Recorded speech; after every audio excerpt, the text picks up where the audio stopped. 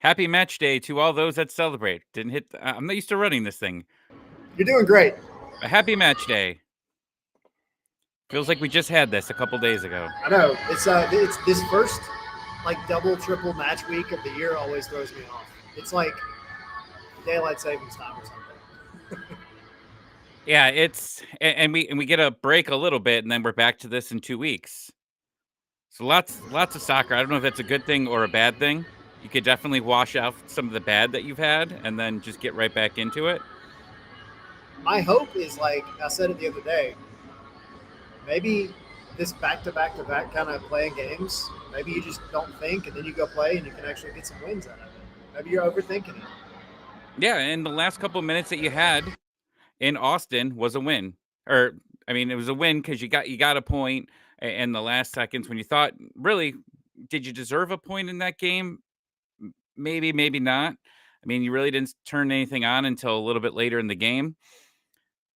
But there was one man that really helped turn it on at the end of the game, and that man is Saba.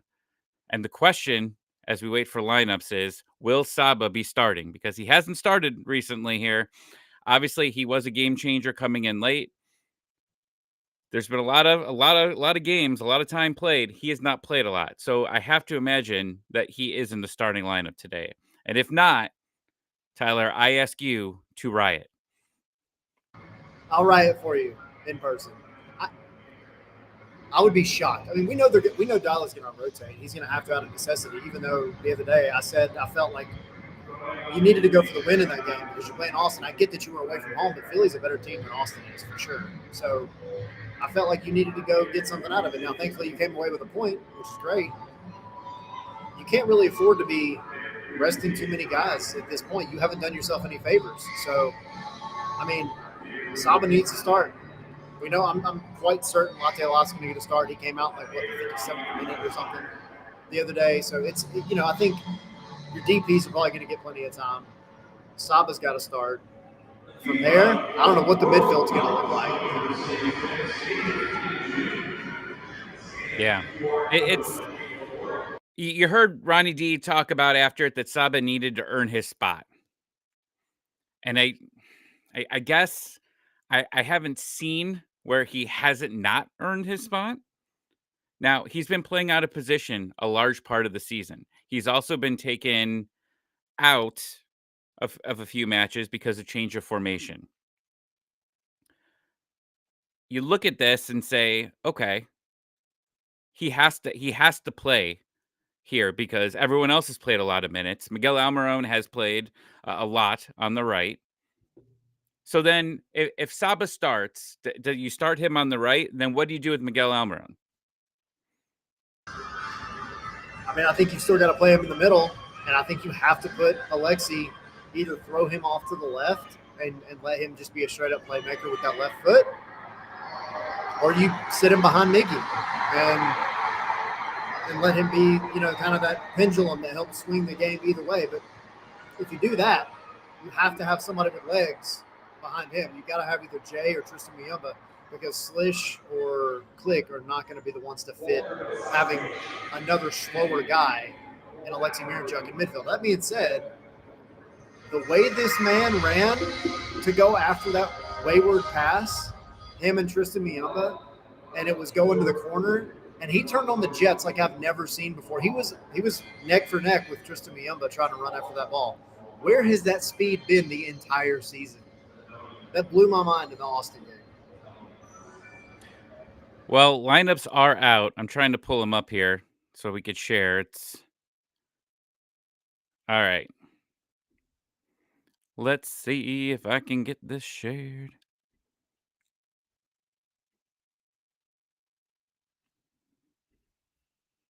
All right. How's it going? Got it? I think so. Hey, there we go. You see that? I do see that. What do All you right. see? Well, I I don't know what the all right. So everything that we have said has been wrong so far. Latte Loth is not starting. You've got Tiare starting up there. Runchuck on the left again. Miguel Almiron on the right.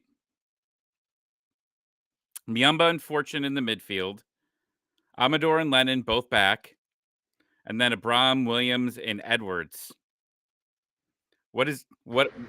I look Uh, forward to. What do you think of this? I mean, I like that we're sticking with the back three. Um,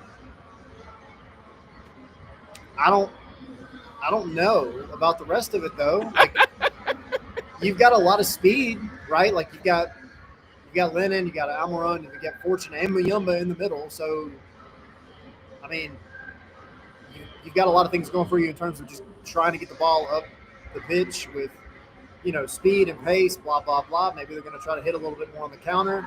But if I'm being honest, I don't. This doesn't this doesn't thrill me at all. Saba not playing, and the fact that you put Lennon back over there when he's coming off of an injury is wild to me. Because everything that Absolutely. you did right in Austin for all the first 30 minutes where things were going really your way, what you didn't do was send in aimless cross after aimless cross. And I hope Lennon doesn't do that tonight. But you had Saba that, he turned on the Jets in multiple moments in that match and saved, some wayward passes. And he was, of course, the one that provided the primary assist to Tiare just from pure hustle. And then Miggy, making a beautiful chip of it. But it's just like this guy, he comes through in moments where he probably shouldn't. He was the guy last year. I just don't see how he has turned everything upside down in such a way that he's getting blackballed from starting these matches. It's wild. Well, that's what we've been saying about the roster here for a while. Is unfortunately the way it was set up, it didn't work out the way you wanted it to, and now you can't move things around here to be able to get Saba into the starting lineup because they're going to start their DPS, and Miguel Almiron is going to start. And right now, the place where it's working is on the right, which is therefore taking Saba out of the lineup because they've tried. They've tried very hard to move Saba onto the left. Obviously, it has not worked. So now you're relegating Saba to the bench to be your super sub in these games. Now it worked. It did work in Austin. Can it work tonight? And can you still be in the game when it matters? Because Philadelphia, I mean, they did start off slow against the Galaxy, came back, got the win. So, I mean, obviously they had to use a lot of energy to be able to get to where they But were. they were heavily rotated in that game, and now they're going to be Hmm. coming into this one the more rested team. Yeah. And you've got some guys that have been rested, like TRA has not played a lot. But man, I don't know about this lineup right now. No, I I don't know, man. It's like you said, you've got a team in Philly that they're night and day compared to Austin. That Brandon, that's wild to me. Um, I'm thinking about it. I'm really thinking hard about it. you know, I guess I just look at it as like you go up against Philly. Philly, if Atlanta plays the way that they've been playing, where they play maybe 20, 30 minutes of pretty good football, and then they fall apart, they turn the switch off, and they just kind of coast.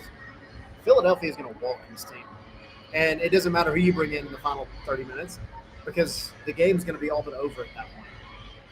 I, this is a massive risk. This is a massive risk. That being said, I mean, it's not like this team has really come out and taken advantage of maybe sneaking an early goal and getting a lead. So I don't know. What can you say? It's Ronnie Dalla. He's trying to throw something and figure out what works. I just don't personally agree that this is the way to get much of anything. But I'm not the coach. So And look, I understand. You could put anyone on the bench here. Absolutely anyone, especially when you have the record that you do. But Ronnie obviously wants to start his starters. And it's interesting because he has talked about earning your spot. And that's been the argument in our Discord and I think amongst everyone is okay, well, you've benched other players, but Alexei Miranchuk has not been benched there. And he hasn't produced. You know, Some people like him, some don't, but obviously, if you are being paid this much money, you have the DP slot, you need to produce. You need to produce in goals and assists. That has not happened here. It seems like he's the one guy that cannot be taken out of this lineup at all. And it's just interesting to me that that he has seemed safe from it. Yeah, because I think what fans start to feel is that it's almost like a double standard, right? Because Mickey wants to play at the 10. I think most fans like, yeah, look, Mickey's not been perfect by any means, but I think Mickey is a better 10 than Alexi Mirinchuk is showing right now. But then beyond that, Saba, like fans see what he provides just in terms of pure effort on a weekly basis. They saw it last year. Yeah, Dan say it. Saba leads the team in assists. Like, it's not that the numbers aren't there for Saba. It's not that the heart that he shows up on the pitch isn't there. So to give the excuse of it's a performance issue kind of seems disingenuous. And obviously, we don't see training all the time. We see it when we're at the training ground for maybe an hour and 15 minutes at the most a week. But I watched these guys like when I'm out there, and I mean, Saba has not one time ever looked like he's, sandbagging. Um, to be fair, none of them look like they are. But like, you can tell some guys just leave it all out there every single time they're there. That's how Saba is, and that's how Saba's been since he got here. It's weird. It's weird to me. I don't know. I don't know what else to say. Do you think Latte Lath is injured? Because I know he walked off and he looked he didn't I don't know if he looked hurt. He just looked a little off. And that like also could be the heat as well. I mean, obviously it was extremely hot in Austin, and then you have this match. So when he was taken out, I thought it was an interesting time. Also, he really wasn't doing much. I mean, nobody was at that point. And that's the thing that we've been talking about with Latte Lath is that it doesn't seem like they're using him the way that you thought he would be used here. He's almost turning into Yakamakis, what we saw with him, because he was also getting frustrated at times that he was going to be able to touch the ball. So he tracked back, just trying to get a touch. And that's not what Latte Lath really should be used for. But there's not a lot of counters for this team. They're lacking that, and they're unable to free him up with his speed. And that's why you're not seeing a lot of results from him. Yeah, I mean the biggest difference, obviously, being that Latte Lath has the speed to afford to drop back a little bit and then still make a run and beat a center back. But yeah, I mean, I think when he came in, everybody thought you would have Alexi Mirinchuk playing in the through balls to him and you know Miggy and Saba. Like that was, I think, conventional wisdom. It hasn't worked. Honestly, I don't feel like they've tried that enough. But I mean, for him to be injured, I don't know. I think we all thought we had to watch along that day, and we said, well, taking him out now, this is one of those that you're resting for the weekend. So for him to come in, maybe in the second half of this game, it feels to me like both teams are on short rest. Now, Philly, they kind of did the opposite of what Atlanta did in the sense that they rested some of their main guys and then brought them on in the second half of their match against the LA Galaxy. Maybe Dial thinking, all right, I'm going to bring in, Saba and Latte Lath in the second half.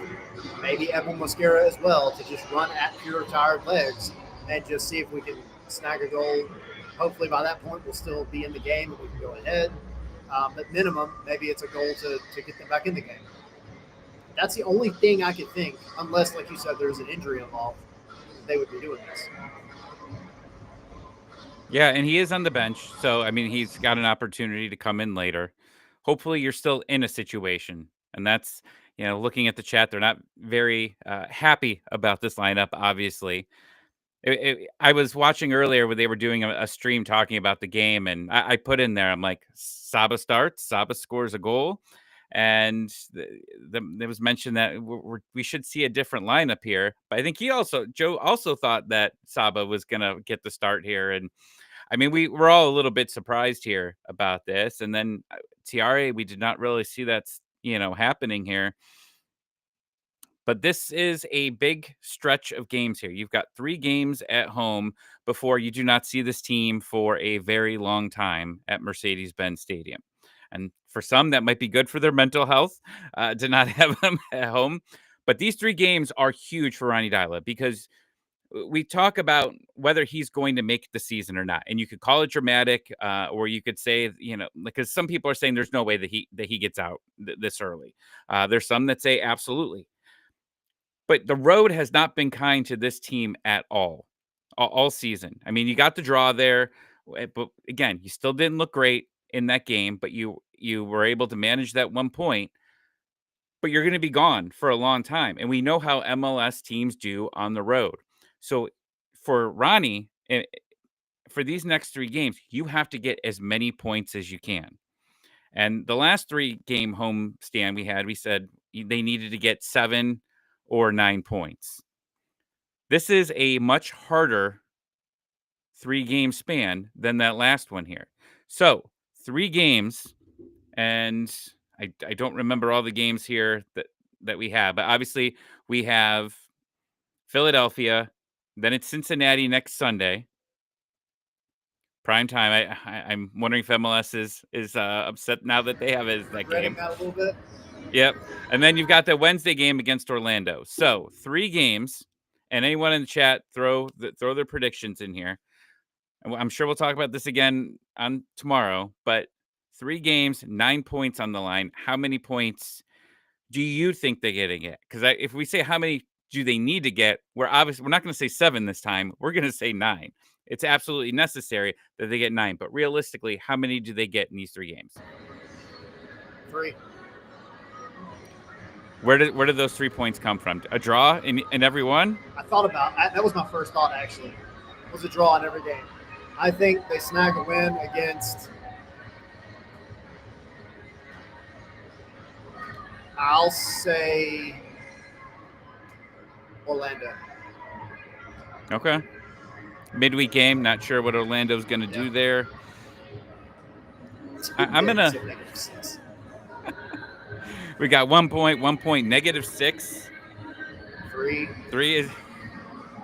If we can get 1 point, it's a miracle. And that's what I was going to say. I think there's a draw somewhere in here in these 3 games. And look, that sucks. It hurts to predict things like that. But it's just realistically right now with this team and how they have been performing, I don't know how you could say more than 3. Like what you said, I think is unfortunately the max here. If you get anything above 3, bravo. Like things are starting to come together maybe a little bit better.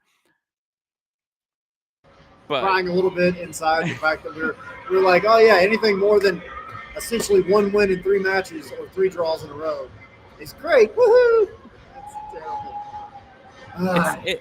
It's depressing right now. But Yeah. we need to see improvement. And this lineup here is a huge question mark. Now, we question it, and I'll watch them go off for like 3 goals. That's how sports work. That's how MLS works too, especially. But And they'll get 9 Philadelphia, points out of these 3 games. yeah. So it's going to be interesting. I'm curious what the crowd is going to look like because we were talking that on the road trip. If this team continues to struggle, how are fans going to show up? And the attendance wise, like I would like to see how it continues for these next 3, especially that midweek games are always going to be rough. But it is Orlando, so that'll be an interesting take there on how many people come in. But this is for Ronnie D. These next 3 games are absolutely critical to his future of coaching this team. We'll see. What was your prediction? I know we didn't get to do a show after this, but what is your prediction for this game?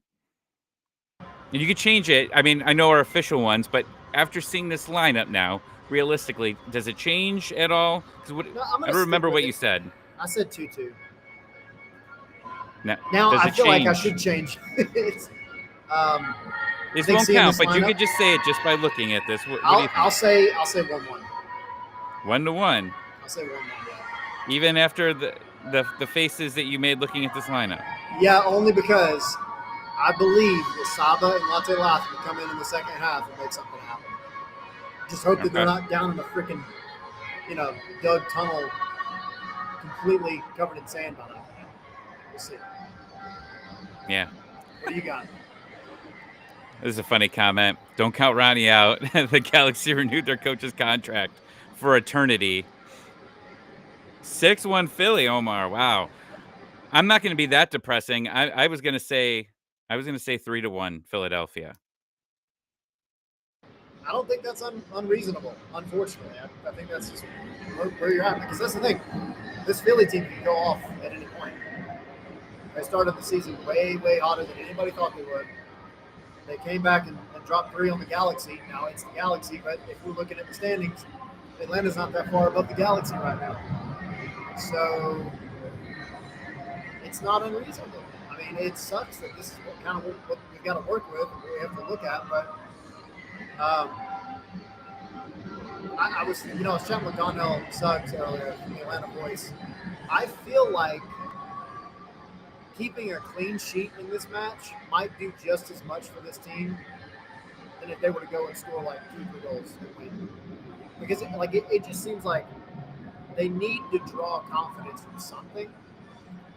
And if you can keep a clean sheet and look halfway decent doing it, and then you go and you snag a goal and you win it, that's a massive confidence booster. Sometimes it's not the 3 or 4 goal games that give you what you need. It's showing that you can go up against a team that is better than you. That's not even an argument at this point. And then grind out a good win. That can show you that you can freaking do it. But you can't let Philly have an inch. And you already know how they're going to act on the pitch. You know how they're going to be. The Dark Arts are going to be in full form tonight. So Atlanta's got to be ready for it. So Philadelphia has had been kept off the scoring sheet twice. It was back in April, 0-0 against Orlando at home, and then on the road against New York FC, they lost 1-0. Since then, they have Orlando scored. have been really, really good defensively, so that doesn't surprise me.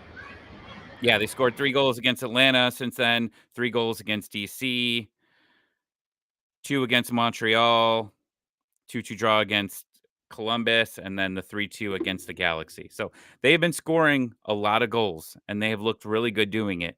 So this is a very, very, very big test for Atlanta. Now, this is the second game of the season against them.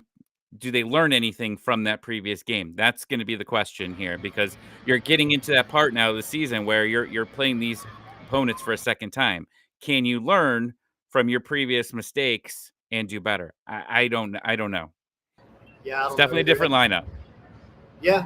And then Tequila asking, is Philly a physical team? Absolutely. Absolutely. I don't know how in you are on other teams, Tequila. So if I'm repeating something that you already know, sorry. But for anybody that is watching this and has not watched Philly ever play the game of soccer, be prepared for the floppiest flopping of floppy fish you've ever seen in your entire life. Be prepared to see them get completely irritated and almost like temper tantrum-esque if Atlanta comes in on a hard tackle on them. But they're going to go in on hard tackles in Atlanta all night long, 100%. That's just the way they are. They're just how they are. I mean, there's no other way to describe it. That is Philadelphia Union encapsulated into the shortest amount of time I can give you. But this season, they actually are a pretty good soccer team, despite all the other shenanigans and dark arts that they pull. So, yeah, be prepared for a lot of flopping. And it's going to be a factor in the game. Atlanta can't let them get under their skin. But the inverse of that is Atlanta absolutely can get under their skin. They just need to do it from the opening whistle. I want to hear the train horn. I haven't heard. I don't know how many times we're going to hear this. Hit it.